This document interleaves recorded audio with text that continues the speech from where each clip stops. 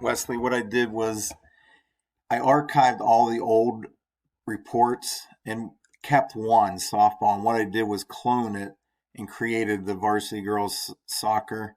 So basically from here, you'll just clone.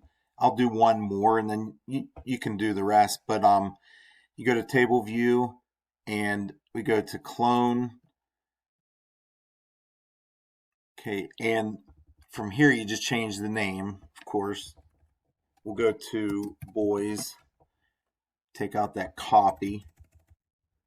We'll have to take this one out, that filtered by.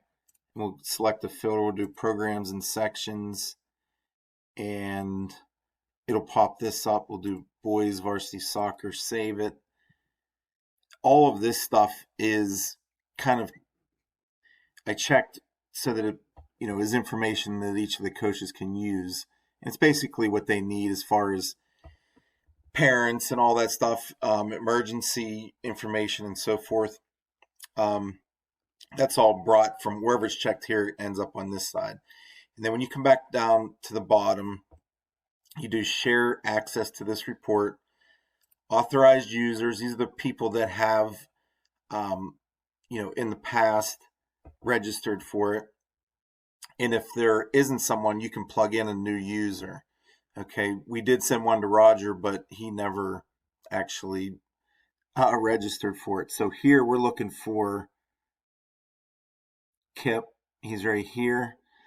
And accessing this report, we'll just say November 1st. Give him an email daily until September 1st. I don't know. That can be changed.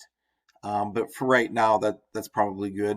Leave these unchecked because you don't want them to be able to do anything to the actual registration, and then just do save and view. And then that so far sets up Eric and Kip, and this is what they get, and they can see that the physicals are here.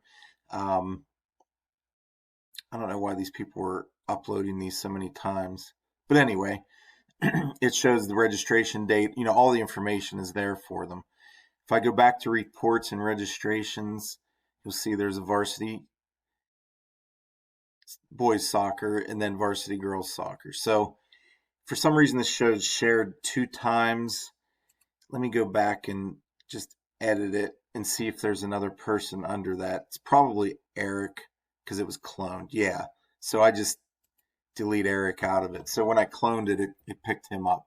So remember just to take out that, the person that you cloned out. So again, I'll do save and view. All right. That should help you out.